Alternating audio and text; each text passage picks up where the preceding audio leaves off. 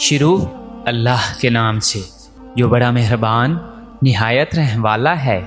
ایک بادشاہ تھا، اس میں ایک عادت بد تھی، اسے بیٹی سے بہت نفرت تھی۔ اللہ کی قدرت کہ اس کے ہاں پہلے بیٹا پیدا ہوا۔ اسے اپنا بیٹا بہت عزیز تھا، بہت ناز و نم اور لاڈ و پیار سے اس کی پرورش ہو رہی تھی۔ چند سال بعد ملکہ پھر امید سے ہو گئی۔ ولادت کے دن قریب تھے، لیکن بادشاہ سلامت کو کسی دوسرے بادشاہ کی دعوت پر ملک سے باہر جانا پڑا۔ جانے سے پہلے بادشاہ نے ملکہ کو حکم دیا کہ میں کہیں باہر جا رہا ہوں، اگر میرے آنے سے پہلے ولادت ہوئی، لڑکا ہوا تو ٹھیک، لیکن اگر لڑکی ہوئی تو اسے ہلاک کر دینا۔ بادشاہ چلا گیا۔ چند ہفتے بعد اس کے ہاں لڑکی کی ولادت ہوئی۔ اولاد ماں کو بہت پیاری ہوتی ہے۔ ملکہ رونے لگی کہ اے اللہ، اب میں کیا کروں؟ ولادت کے وقت ایک دائی موجود تھی جو ملکہ کی حالت زار دیکھ رہی تھی۔ اللہ نے اس کے دل میں رحم پیدا کیا۔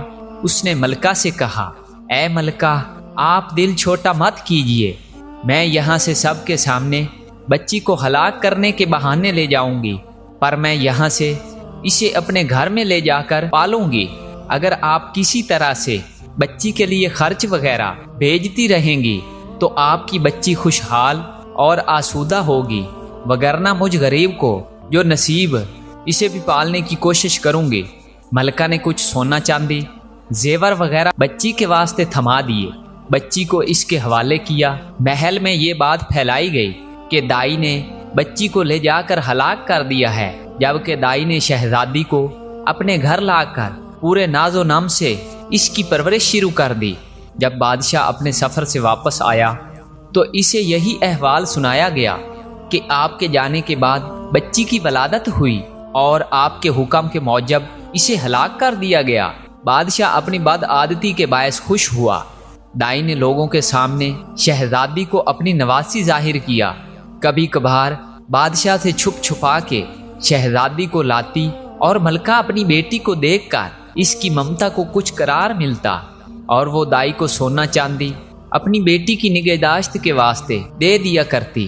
چونکہ شہزادی کی پرورش اپنے طریقے سے ہو رہی تھی، اس لیے خوب قد کاٹ نکالی، خوبصورت تھی ہی، اس لیے جوان ہوتے ہی دنیا کے سامنے شہزادی نہ ہوتے ہوئے بھی شہزادیوں کی طرح دکھنے لگی۔ ایک دن بادشاہ کی سواری شہر سے گزر رہی تھی۔ اسی وقت شہزادی اور دائی بھی اسی راستے سے گزر رہی تھی۔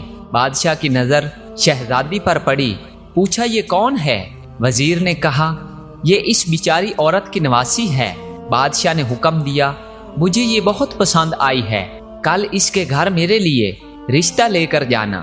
چونکہ حقیقت کا تو کسی کو پتہ نہیں تھا، اس لیے دوسرے دن وزیر، وکیل وغیرہ دائی کے گھر بادشاہ کے لیے اس کی نواسی کا ہاتھ مانگنے گئے۔ اب دائی کے اوسان خطا ہو گئے کہ یا اللہ، اب کیا کروں؟ اس نے صاف انکار کرتے ہوئے کہا، میں ایک غریب ہوں، میری نواسی بادشاہ کے لائق نہیں، اور نہ ہی بادشاہ کا کسی غریب سے رشتہ جوڑنا صحیح ہے، اس لیے دوبارہ اس سلسلے میں میرے گھر مت آئیے گا۔ بادشاہ خود تو نہیں آیا، لیکن دائی کے گھر رشتے کے لیے بہت سے بندے بھیجے۔ سب نے دائی کو بہت منت سماجت کی، لالچ دیے، دھونس دھمکی دی، لیکن دائی ٹس سے مس نہیں ہوئی۔ تب بادشاہ نے حکم دیا کہ دائی کو پکڑ کے خوب سزا دے دو تاکہ وہ رشتے کے لیے مان جائے۔ سپاہی دائی کو پکڑ کر بادشاہ کے سامنے لائے اور انہوں نے اسے خوب کوٹ کوٹ کر پیٹنا شروع کیا۔ سپاہیوں نے دائی کو کپڑے کی طرح نچوڑ کے رکھ دیا۔ بیچاری پہلے سے ہی 2 ہڈیوں پر تھی، اتنی مار برداشت نہ کر سکی اور بادشاہ کے سامنے چیخ پڑی، بادشاہ سلامت، یہ کوئی اور نہیں بلکہ آپ کی بیٹی ہے۔ میں نے اسے ہلاک کرنے کے بجائے لے جا کر اپنے گھر میں اس کی پرورش کی ہے۔ اب بادشاہ کو احساس ہوا وہ کیا غلطی کرنے جا رہا تھا۔ خدا نے اسے گناہ عظیم سے بچایا۔ وہ اور زیادہ غصے میں آ گیا۔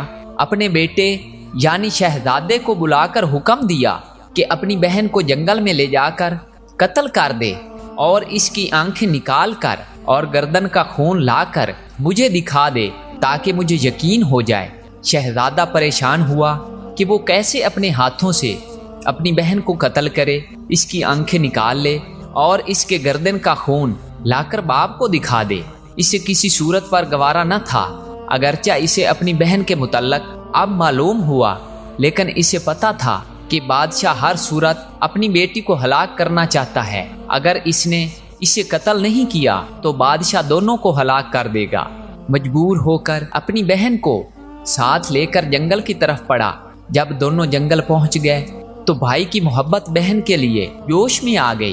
بہن سے کہا کہ میں کسی صورت تمہیں اپنے ہاتھوں سے قتل نہیں کر سکتا، میں تمہیں یہیں چھوڑے دیتا ہوں، آگے تمہاری قسمت کہ تمہیں درندے کھا جائیں یا تم بچ کر کہیں اور نکل جاؤ۔ لیکن بہن نے بھائی کا ہاتھ پکڑ کر کہا، نہیں بھائی، تم مجھے قتل کر دو، میری آنکھیں اور خون لے جا کر باپ کو دکھا دو، نہیں تو وہ تمہیں مار دے گا، جو مجھے کسی صورت گوارا نہیں۔ دونوں بھائی بہن ایک دوسرے کے گلے لگ کر رو پڑے۔ آخر کسی طرح بھائی نے بہن کو منا لیا۔ شہزادی آنسو بہاتے ہوئے گھنے جنگل کی طرف جانے لگی۔ آخری بار پلٹ کر بھائی کو دیکھا اور جنگل میں گھس گئی۔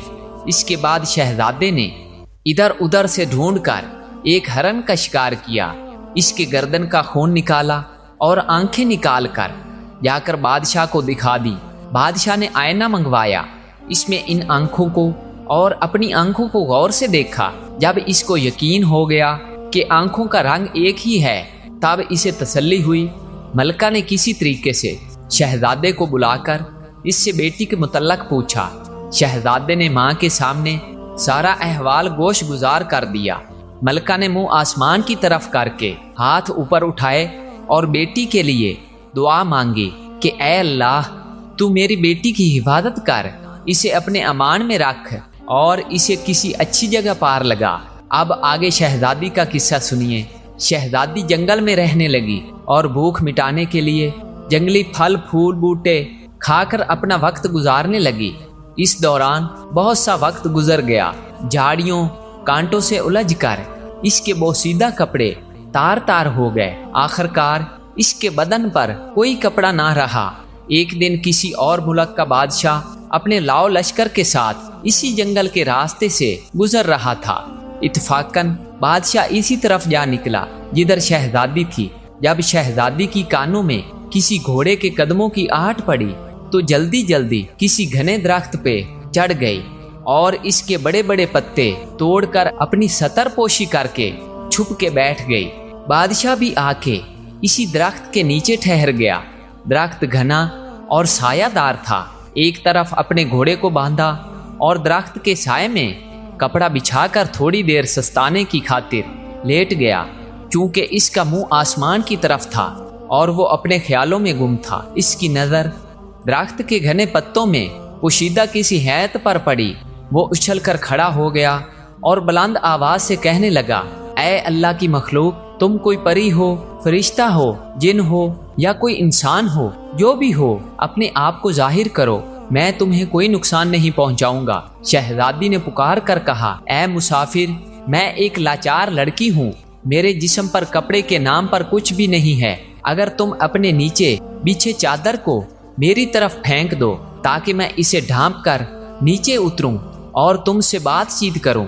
بادشاہ نے اپنے نیچے بچھے کپڑے کو اٹھایا، اس کا گولا سا بنا کر اس کی طرف پھینکا۔ شہزادی نے اس کپڑے سے اپنے جسم کو خوب اچھی طرح ڈھانپا اور کسی نہ کسی طریقے سے درخت سے اتر گئی۔ جب بادشاہ نے شہزادی کو دیکھا تو اس کے حواس گم ہو گئے۔ اس کے پورے ملک میں کوئی اتنی خوبصورت لڑکی نہیں تھی۔ پورے دل و جان سے شہزادی پر فریضہ ہو گیا۔ جھٹ شہزادی سے کہا، میں ایک بادشاہ ہوں، اگر تم برا نہ مانو تو میں تم سے شادی کر کے تمہیں اپنی ملکہ بنانا چاہتا ہوں۔ اندھا کیا چاہے دو آنکھیں۔ شہزادی نے حامی بھری، وہ بھی ایک ایسا بندہ چاہتی تھی جو اسے عزت دے۔ بادشاہ خوشی خوشی شہزادی کو لے کر اپنے ملک روانہ ہو گیا۔ اپنے ملک پہنچتے ہی بادشاہ پہلے وزیر کے گھر جا پہنچا اور اس سے کہا، ایسا سمجھو کہ یہ تمہاری بیٹی ہے، میں کر رشتہ مانگنے آؤں گا اور شادی بیاہ رچا کر اپنی امانت یہاں سے اپنے محل لے جاؤں گا۔ وزیر نے آداب بجا کر کہا، بادشاہ سلامت، آپ پوری طرح سے تسلی رکھیے، یہ آپ کی امانت ہے، اور میری بیٹی، جب آپ کا دل چاہے اسے بیاہ کر لے جائیے۔ بادشاہ شہزادی کو وزیر کے گھر چھوڑ آیا۔ اگلے دن وکیل قاضی بادشاہ کے رشتہ لے کر وزیر کے گھر آ پہنچے۔ وزیر نے رشتے کے لیے ہاں کر دی۔ 1-2 دن بعد منگنی ہو گئی۔ بادشاہ شہزادی کے عشق میں سب کچھ بھول چکا تھا۔ جلد ہی شادی کا نیوتا بھیجا اور شہزادی کو بیاہ کر اپنے محل لایا۔ بادشاہ اور شہزادی اپنے شادی سے بہت خوش تھے۔ اس دوران بادشاہ نے شہزادی سے اس کے متعلق کچھ نہیں پوچھا تھا۔ چند سال بعد اس کے ہاں بیٹی کی ولادت ہوئی۔ بادشاہ بہت خوش تھا۔ اس نے شہزادی سے، جو اب ملکہ بن گئی تھی، پوچھا، اب جب کہ اللہ نے ہم دونوں کو اولاد نرینہ سے نوازا، تم اب ایک بیٹے کی ماں بن گئی ہو، اب مجھے بتاؤ کہ تم کون ہو، کسی کی بیٹی ہو اور کس جگہ سے تمہارا تعلق ہے؟ شہزادی نے کسی طریقے سے بادشاہ کو ٹال دیا۔ ماہ و سال گزرتے چلے گئے۔ بادشاہ کے ہاں دوسرے بیٹے کی ولادت ہوئی۔ بادشاہ نے دوبارہ شہزادی سے وہی سوال دہرایا۔ شہزادی نے پھر بادشاہ کو ٹال دیا۔ آخر کار ان کے ہاں جب تیسرے بیٹے کی ولادت ہوئی تو اس موقع پر بادشاہ نے شہزادی کی حقیقت معلوم کرنے کے لیے بہت دباؤ ڈالا۔ آخر کار شہزادی مان گئی اور بادشاہ کو حقیقت بتائی کہ وہ فلاں ملک کے بادشاہ کی بیٹی ہے۔ بادشاہ کو کس طرح بیٹیوں سے نفرت تھی، اس نے کس طرح مجھے مارنے کا حکم دیا اور دائی نے مجھے کس طرح بچا کر اپنے گھر میں میری پرورش کی۔ بادشاہ نے کس طرح مجھے دیکھا، پھر کس طرح اپنے بھائی کے حوالے گھر کے قتل کرنے کا حکم دیا۔ میں اس طرح جنگل میں خوار زندگی گزارنے لگی۔ وہاں تم نے مجھے دیکھا، مجھے اپنے ساتھ لے کر آئے اور مجھ سے شادی کی۔